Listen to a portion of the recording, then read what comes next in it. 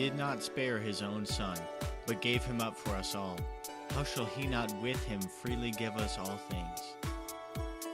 Hi, welcome to the third week of Ransoming the Captives.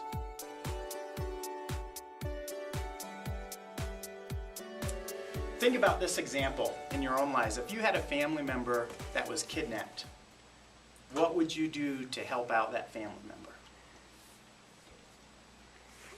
You would do anything, right? I mean, you would leave no stone unturned. There would be no amount of money that's off limits. You would call everyone, acquaintance, good friend. You would call in all your favors, wouldn't you? You would do anything you could to get that family member back. And we've seen this. Thankfully, it's never happened in my family, but we've seen this on the news. Families who just drop everything to help out their kidnapped family member. But in saying that, it's actually nothing special, right? Because anyone would do that for a family member. Whether you're a Christian, whether you're not a Christian, it doesn't matter. That's par for the course. We would expect you to drop everything to help a family member.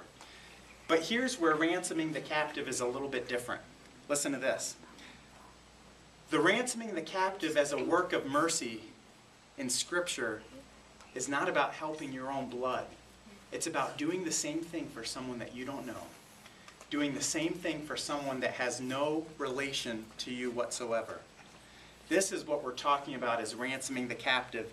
It's a whole life and all your resources towards the one to whom you don't know. And this helps me a little bit when I think about it, because I'll be honest, I can't do that. I don't have the willpower or the love for other people. But the good thing is that Christ doesn't want us to do it in our own power. In fact, it's the exact opposite. This is a gift that we received from God.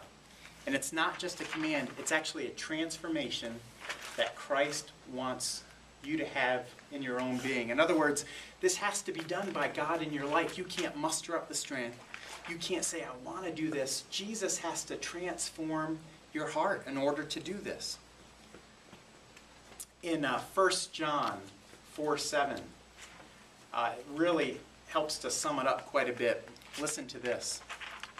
Dear friends, let us love one another, for love has its origin in God, and everyone who loves becomes a child of God and is beginning to know God. The key word there is that love's origin is from God Himself.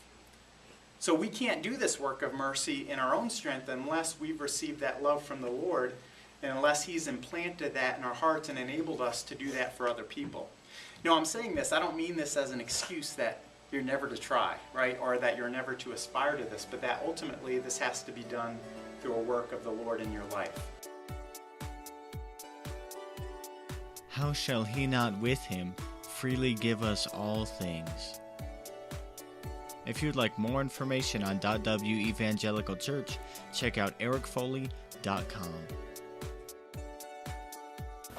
Hear the word, do the word. .w